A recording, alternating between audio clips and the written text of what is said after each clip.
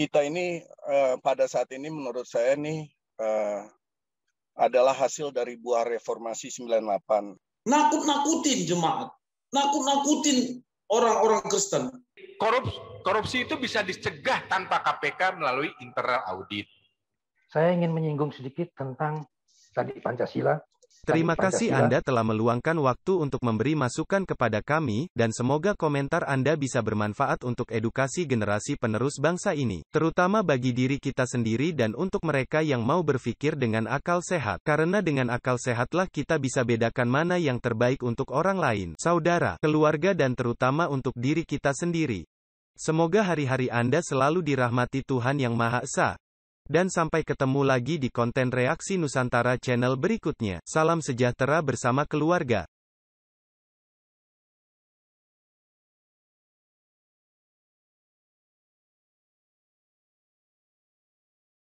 Peta Maluku.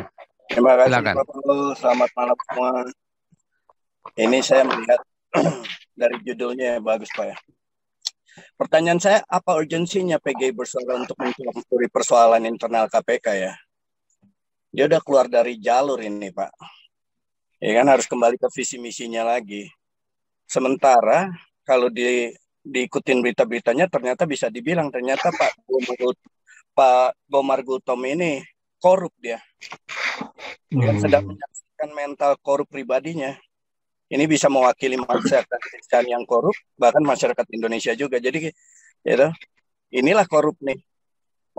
Membela KPK sebagai badan anti korup, tapi dia sendiri ternyata membela kepentingan keluarganya, dia korup ya.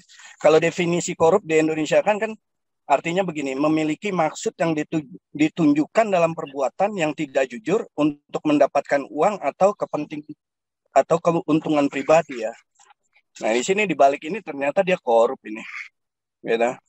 Nah, saya agak bukannya nggak melawan, tapi kurang sepakat dengan Pak D. Tambunan dan Pak Victor Mandajo untuk membubarkan PGI. Ibaratnya jangan kita berusaha membunuh seekor tikus dengan membakar gudang berasnya, tapi kita harus dukung PGI untuk lakukan reformasi ini. Yang tadi saya setuju ada Bapak bilang pecat itu Pak Gomar Gutom, dia setuju, ini udah korup dia.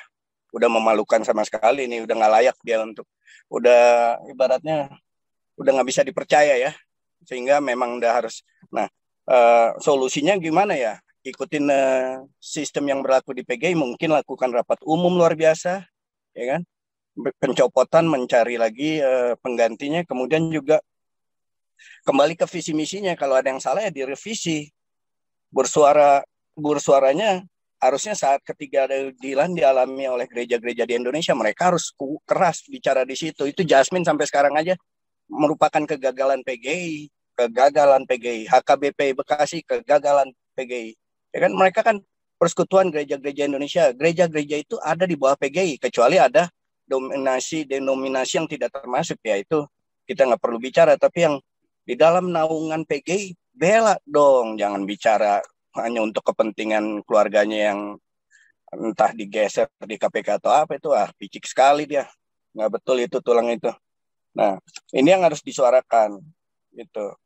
Nah juga Pak Gomar Gutom sendiri harus diminta tanggung jawabnya, gentleman ya kan. Kebenaran berita ini terkait dengan posisinya dia dengan isu PGI yang disuarakan sampai hendak menyuarati Pak Jokowi, benar apa enggak, dia harus bertanggung jawab, bicara.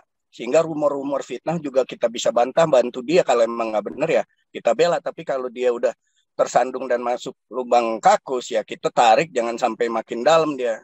Dan memang harus digeser, udah bau dia. Gitu. Nah untuk tambahan ke Pak Jenderal tadi mengenai Pancasila yang kita lihat implementasinya, kita ini pada saat ini menurut saya nih adalah hasil dari buah reformasi 98. Tapi sayang buahnya setengah busuk, Pak. Kalau setengah matang lebih enak, masih bisa dimakan atau dipanasin lagi jadi matang. Ini sayangnya setengah busuk. Nah pertanyaannya, apa perlu dilakukan reformasi lagi tanpa harus ada revolusi berdarah? Ya. Nah kita udah lihat semua. Ini kenapa? Semuanya ini kenapa? Karena kita hukumnya gagal. aturannya gagal, pelaksanaannya pelaku pelaksana hukumnya gagal, semua udah korup.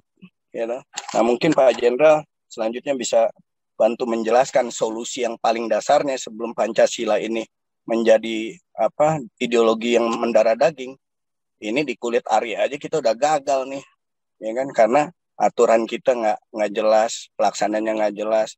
Ya contoh itu motor udah bilang itu untuk busway masih aja masuk. Itu mentalnya mental bagaimana sih? Itu udah bukan brengsek lagi, tuh mah setengah gila tuh orang. Ya kan? Nah hal-hal kecil ya kita nggak tahu sekarang bikin KTP, bikin paspor apa harus masih sogok, belum lagi dokumen-dokumen yang harus diurus.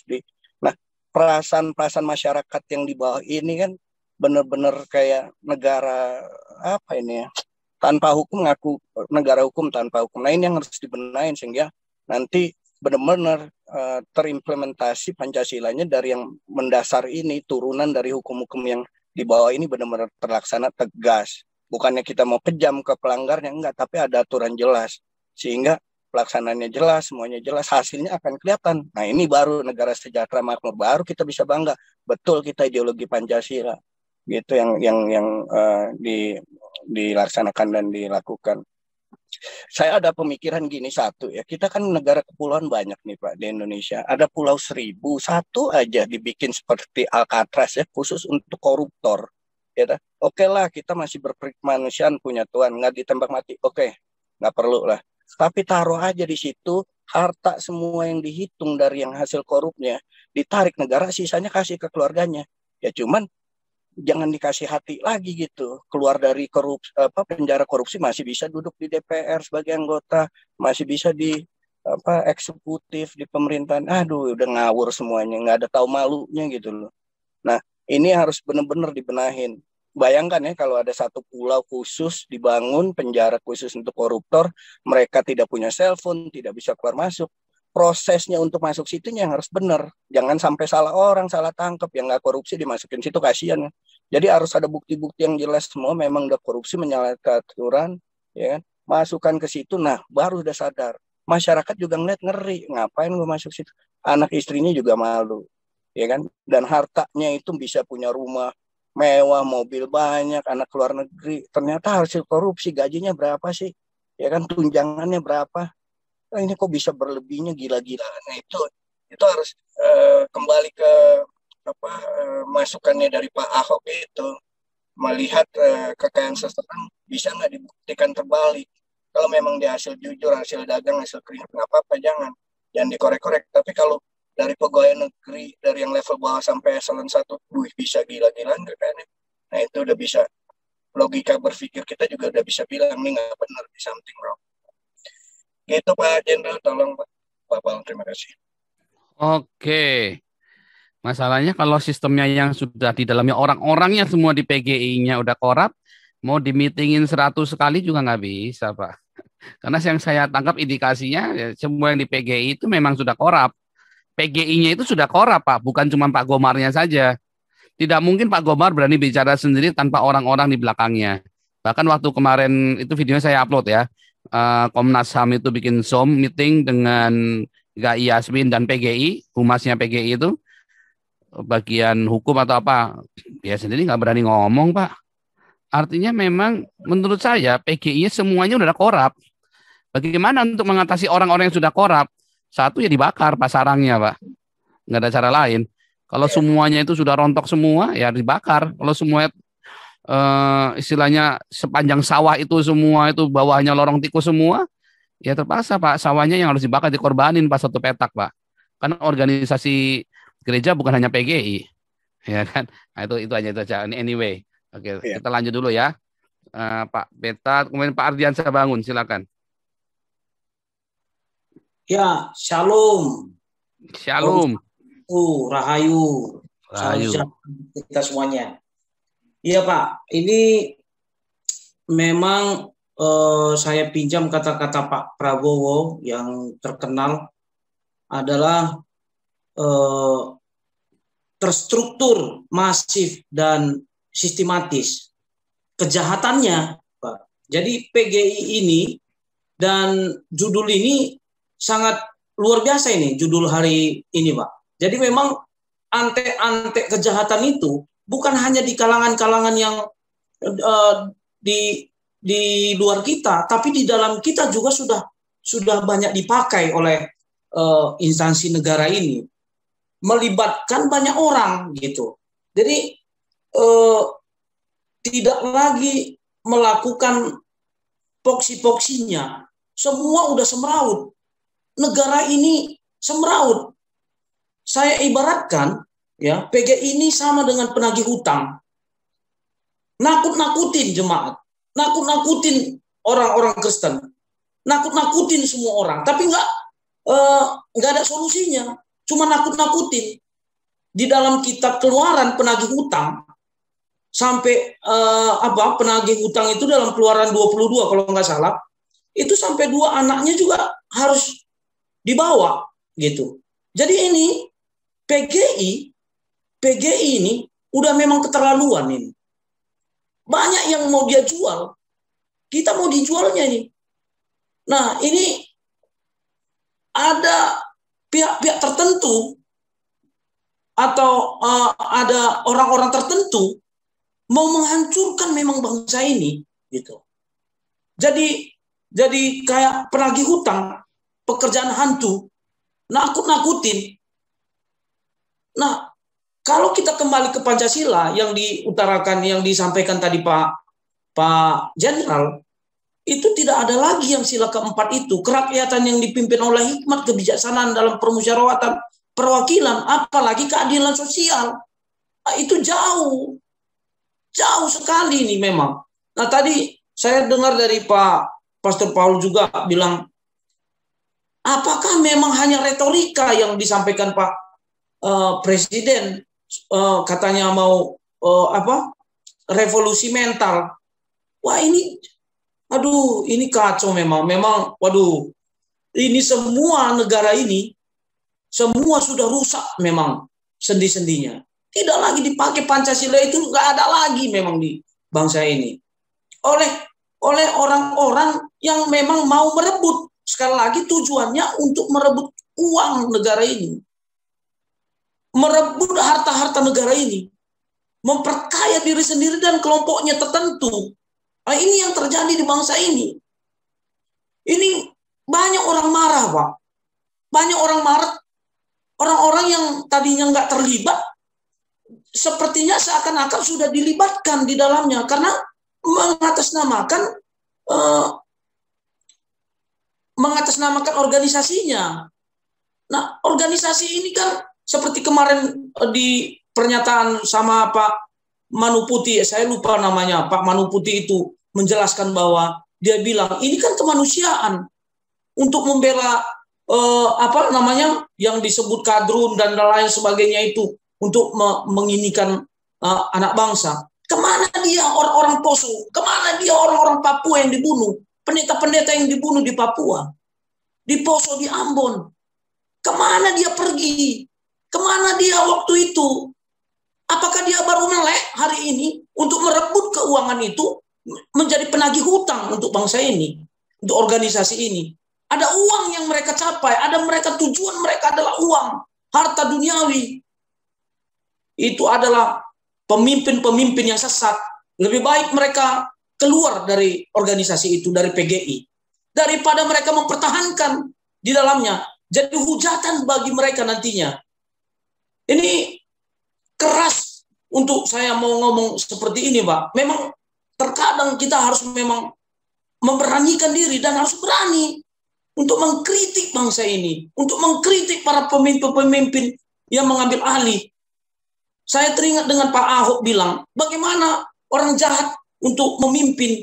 Tentunya kita yang baik itulah yang harus merebut kembali apa yang mereka selama ini rebut untuk bangsa ini. Jadi buat teman-teman sekalian yang ada di Zoom ini, bila mana ada orang yang mengintimidasi kita, jangan takut. Kalau persoalan-persoalan pribadi yang diikutkan, ya kayak kemarin itu saya lagi diteror sama penagih hutang juga, ya. Karena saya ada dibuat klip video di channelnya Nusantara itu mengenai tentang saya membuat satu pernyataan gembala-gembala yang jahat, ya, gembala-gembala yang jahat itu sepertinya intimidasi buat saya. Tapi hari ini saya mau bilang ada banyak cara kita untuk bagaimana mencari solusi untuk menangani sebuah masalah. Tapi hari ini saya mau bilang kita harus apologet. Makanya timbul apologet ini dari suara-suara Nabi yang harus kita ceritakan. Bahkan banyak orang bilang seperti Pak Paul bilang, hidup Pak Paul aja dan keluarga sudah memang udah disiapkan, gitu. Ya kita ini harus siap seperti itu. Jangan tinggal diam. Harus kita bergerak, harus kita utarakan, harus kita bicarakan hal-hal yang seperti ini. Untuk orang-orang yang jahat itu, niat jahat untuk bangsa ini, kita rebut dari mereka. Demikian Pak Paul. Tuhan berkati Pak. Haleluya, luar biasa. Bentar, saya sampai speechless ini. Tapi nggak apa-apa, kita lanjut dulu ya. Ini luar biasa, saya setuju. Intinya setuju, 100%. Harusnya begitu ya. Sebentar, ini ada Pak Gajah Mada nih. Silakan Pak Gajah Mada. Shalom. Shalom, luar biasa. Rahayu. Ya. Ini yang kalau masih ingat, mohon maaf Pak Jenderal, mengungkit luka lama. Disinilah salah satu topik yang kita ribut gitu, karena saya mengatakan bahwa korupsi itu sebenarnya bisa ditangani tanpa KPK, atau KPK itu adalah organisasi ad hoc, artinya bisa dibubarkan karena sebenarnya KPK itu bisa dikontrol karena memang begitu diciptakan. KPK itu adalah organisasi ad hoc maksudnya, yang setelah itu bisa dibubarkan ya, karena ini darurat makanya dibentuk KPK. KPK itu korupsi itu bisa dicegah tanpa KPK melalui internal audit, inspektorat masing-masing kementerian. Ya. Jadi kalau inspektoratnya misalnya tidak lapor kepada menteri, langsung aja kepada presiden, gitu misalnya kan, itu kan bisa lain ceritanya, gitu kan? Udah bisa takut itu menterinya nanti dicopot, gitu kan? Lalu ada external audit, ya. Ada BPK. Laporan kejaksaan dan kepolisian, karena mereka juga boleh mengusut korupsi gitu kan. Jadi artinya ada banyak korupsi itu bisa dicegah tanpa KPK. Gitu. Bahkan mungkin hanya di Indonesia, hanya beberapa gelintir negara yang punya KPK. Tetapi masalahnya sekarang, kalau KPK yang dulu itu memang berbeda dengan KPK yang sekarang, yang sudah terindikasi dikuasai oleh kadrun, dan tidak setiap, dan karena dalam kondisi sekarang ya, terutama era SBY ya, banyak BUMN, banyak birokrasi yang kadrunnya pada menyelusup. Terus bagaimana kita mengkoreksi kadrun yang masuk BUMN yang sering nanti mengundang khotbah ustadz radikal atau membiayai mereka melalui cara-cara seperti itu? Kan susah. Nah, ini kebetulan, artinya Firly terlepas dari kelemahan dan kelebihan Bapak Firly sebagai Ketua KPK, ya, dia telah melakukan terobosan dengan tes wawasan kebangsaan. Dan yang saya dengar tes wawasan kebangsaan ini misalnya mengucapkan selamat Natal, boleh nggak? Itu salah satu ininya, wawancaranya, tesnya. Ya kalau nggak mau mengucapkan selamat Natal, hanya salaman doang, ya sudah, itu tidak lolos. Nah, terus ada lagi misalnya ada lagi mengenai tes untuk bagaimana kalau misalnya ibu atau bapak sakit tiba-tiba butuh transfusi darahnya. Oh, tidak mau saya, itu juga nggak lolos tuh. Begitu. Nah, jadi saya dengar seperti itu ya, boleh ditambahkan nanti. Nah, karena sekarang kita bisa masuk untuk menyatakan dengan tegas melalui tes wawasan kebangsaan bahwa para kadrun 75 katanya ya, yang nggak lolos. Ya kan masih banyak ratusan yang lolos, jauh lebih banyak yang lolos daripada yang tidak lolos. Jadi Ya memang orang kalau sudah tidak lolos, mau katanya Kristen, apalagi kadrun, ya sudah tidak layak lagi berada di KPK. Ini bicara mengenai KPK. Lalu PBGI bagaimana? Apakah dia kurang wawasan?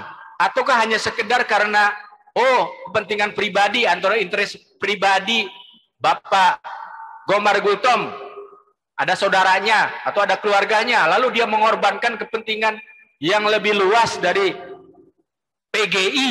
Wah, itu kan nggak benar sekali. Apalagi seorang pendeta. Wah, itu dosanya double tuh saya rasa. Ya, kalau Tuhan bikin hukuman itu harusnya dosanya double. Karena sebagai gembala harusnya melindungi kita dari sepak terjang para kadrun gitu, domba-dombanya. Ini sekarang gembalanya malah jadi serigala. Ya. Waduh, cilaka sekali gitu. Ya.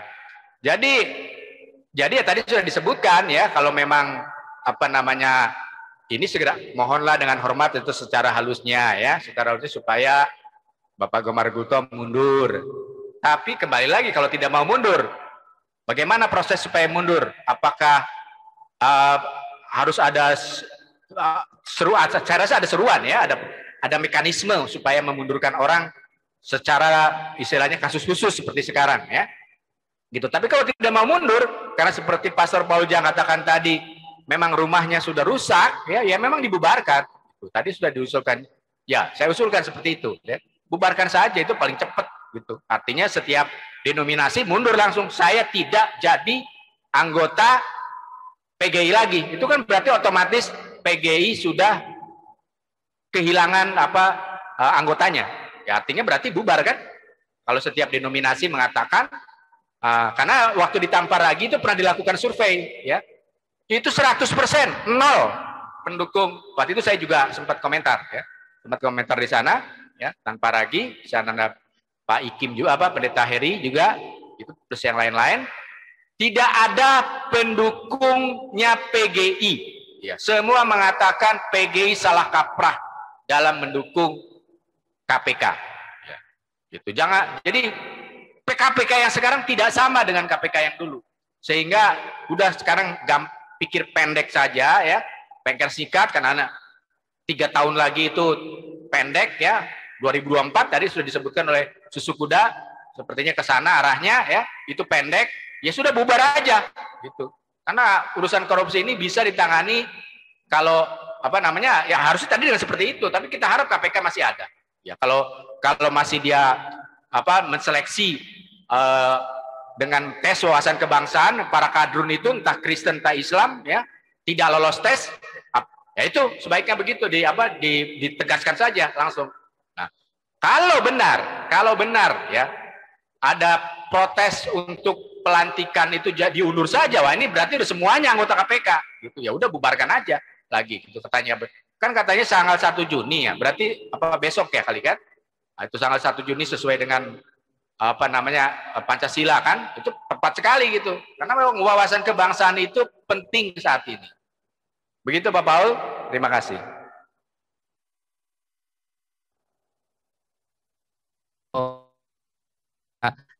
Terakhir ya Pak Suriswanto, silakan Pak Suriswanto. Oke, sudah dengar suara saya Pak? Ya. Ingat Pak. Shalom Bapak-Bapak Ibu-Ibu, salam sejahtera, terutama Pak Paul dan Pak Brigjen Junior ya. Saya ingin menyinggung sedikit tentang tadi Pancasila. Bukan Pancasila, yang Pancasila saya pasti dukung.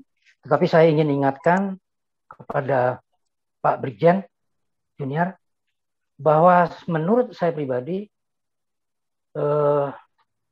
sikap TNI terhadap kecintaan negara Indonesia itu telah diimplementasikan secara kurang benar menurut saya.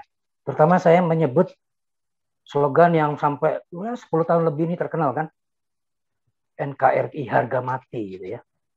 Mungkin tujuannya benar, tetapi itu kalimat tidak bunyi apa-apa buat rakyat sebetulnya.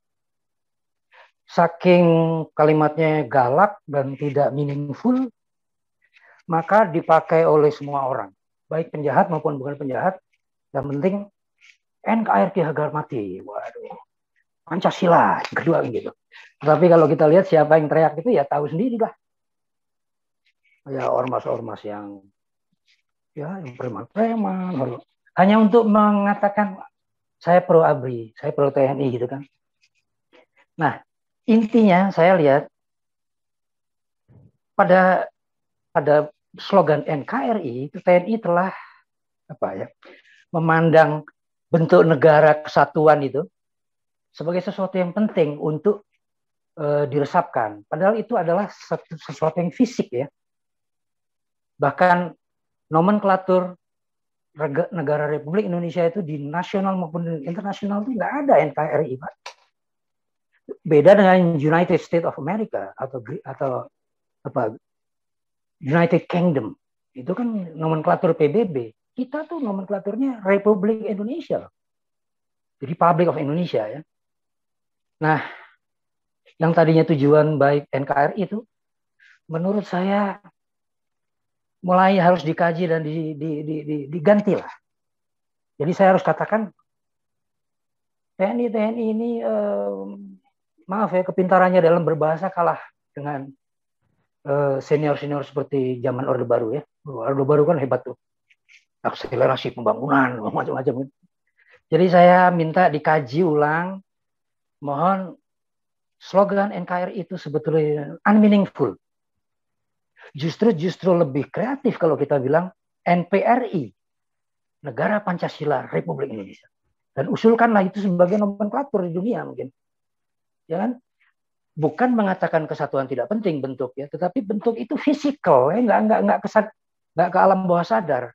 Tetapi Pancasila dia akan menusuk kepada otak dan alam bawah sadar kita bahwa bangsa kita itu majemuk. Ya. Oleh karena stupidity of NKRI, maka seorang yang baru beberapa tahun lalu mengatakan khilafah adalah sesuatu yang penting seperti Uni Eropa, baru-baru ini setelah ditekan bilang, oh paling penting itu kita NKRI dan Pancasila. Jadi sebetulnya unmeaningful sebetulnya. Ya, jadi saya memohon atau memberi ide lah. Mari kita mencari slogan-slogan yang untuk nasional itu yang efektif. Saya kebetulan orang iklan, jadi saya agak cerewet ke situ ya.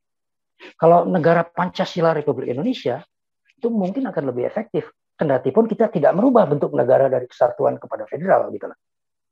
Jadi ini adalah usulan kepada Pak Brigjen ya. Mohon juga itu tolong dipikirkan karena itu secara bunyi juga NKRI itu sangat militeristik dan kasar dan terrorizing sebetulnya.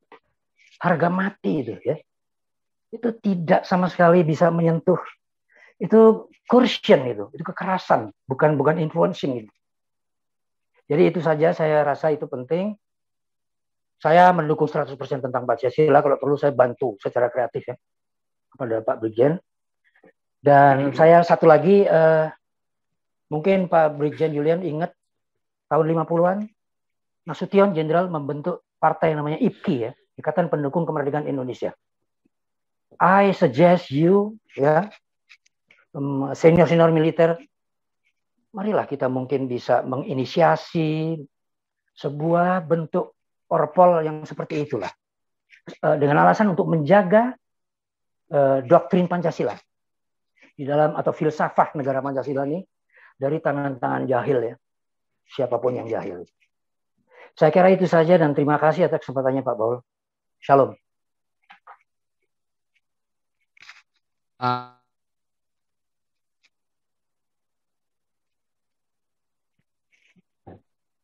Suaranya tidak ada.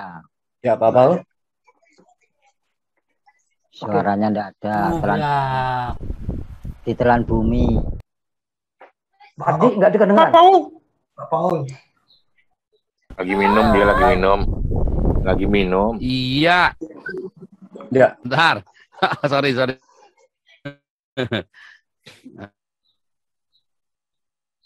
Suaranya agak robot-robot terus ya, ngerobot terus ya. Bentar. Bagus kok Pak, bagus. Bagus ya? Putus Pak. Bagus. Bagus nggak? Bagus Pak Paul, macam bidadari. Ya, macam oke. bidadari. Saya tadi barusan koordinasi dengan Pak Jenderal soalnya ada beberapa kabar Nanti mungkin besok atau ini Pak Jenderal akan mengumumkan. Luar biasa ya. Saya terima kasih sekali buat teman-teman yang meresponi perjuangan kita. Ini bukan perjuangan saya dengan Pak Jen, tapi kita semua ya. Kalian gubrak-gubrak di sini tiap hari Senin dan Kamis 4-6 jam ya. Kita ini benar-benar karena ingin agar Indonesia ini benar-benar berpancasila dengan benar. Dan perjuangan kita ini, saya berharap nanti saat launching, saya nggak bisa hadir, tapi teman-teman yang ada di SOM ini bisa bareng-bareng sama Pak Jenderal, bisa mendampingi, ya, yang ada di SOM ini. Nanti akan kita kirim undangan gitu ya, supaya bisa mendampingi, dan kita butuh volunteer buat membagi. Ya, dan itu targetnya persis tanggal 1 Oktober, kita bagi itu buku. Ya, jadi nanti teman-teman, kita tahu ini seperti utopia. What next setelah ada buku? Wah, ini kan pertanyaan yang memang nggak bisa dijawab.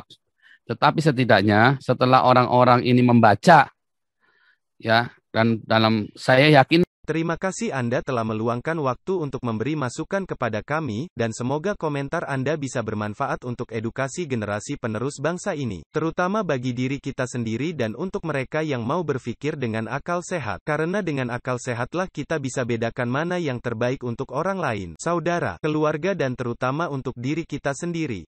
Semoga hari-hari Anda selalu dirahmati Tuhan Yang Maha Esa. Dan sampai ketemu lagi di konten Reaksi Nusantara channel berikutnya. Salam sejahtera bersama keluarga.